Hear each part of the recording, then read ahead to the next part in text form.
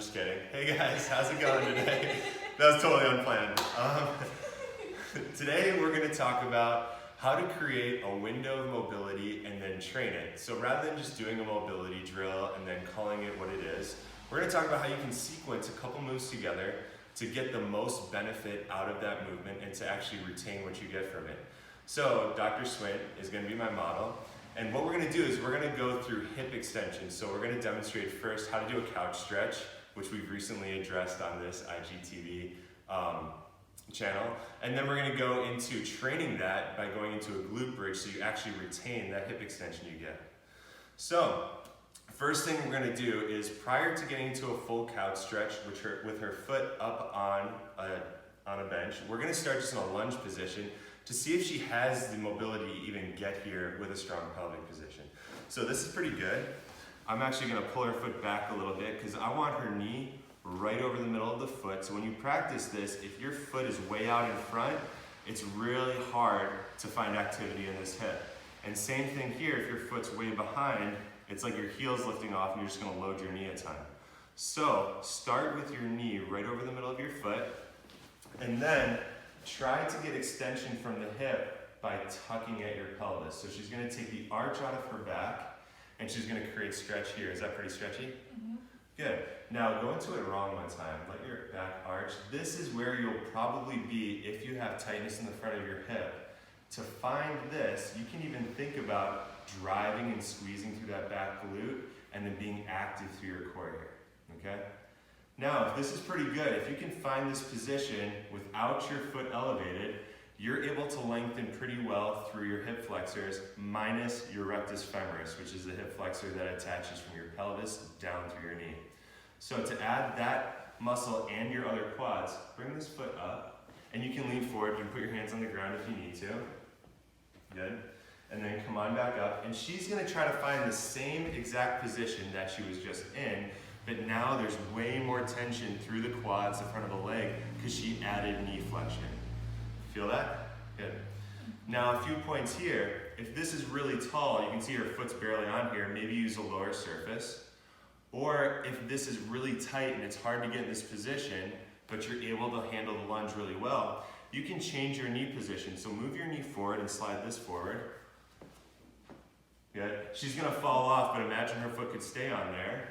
She would be reducing the angle of her hip flexion, or knee flexion, I'm sorry. Now slide all the way back. Bring that foot back up there.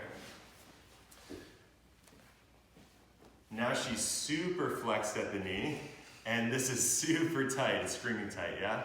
So changing your knee position can change how much mobility you're asking out of your hip and out of your knee and your quads. Okay, now if we look at this couch stretch from the front, you can see that the hips should be parallel to each other, or actually parallel to the floor. Go ahead and let this hip sink up. This is a common thing to see because as she elevates this hip, it allows her to escape creating tension here. So if this is screaming tight, it's really easy to kind of kick your pelvis out and unlevel your pelvis from side to side. So not only from front to back are you trying to create a level pelvis, but also side to side, and actually driving this foot into the floor a little, adding some pressure here, can help activate the outside of this hip in front, which will help control what's happening here. Good. Do you feel a big change in tension? Mm-hmm. Coming out, there's almost no stretch. And then coming here, you get what you want. So we create relative stiffness here, finding that strong position so she gets the stretch she wants. Okay, after this, now she's going to have established some range of motion or a free temporary window of mobility in the front of this hip, and we can train it with our glute bridge. So in the couch stretch, we open some mobility in the front of the hip by stretching some of the muscles and tissues there, but that's only temporary if we don't control it, if we don't make some muscle activation in order to own that position. So your glutes and hamstrings are the muscles that are really responsible for extension at the hip. And by stretching the hip and then training those to engage and shorten, we can start to own that hip range of motion into extension. So a glute bridge is a great way to follow up that couch stretch. Go ahead and show me your glute bridge. So as she goes up into a glute bridge, what you want to see is good pressure through the feet. So if you think about pressing through your heels, think about pressing through the inside and outside of the heel equally. If you press more through the outside of the heel, it's gonna look more like that, or it's gonna feel like you get a lot of engagement on the outside of the hip. Find an even pressure both ways. And then from here, think about if you have a belt on, that you're gonna tuck the belt, perfect, by engaging through the hamstring and back of the glute.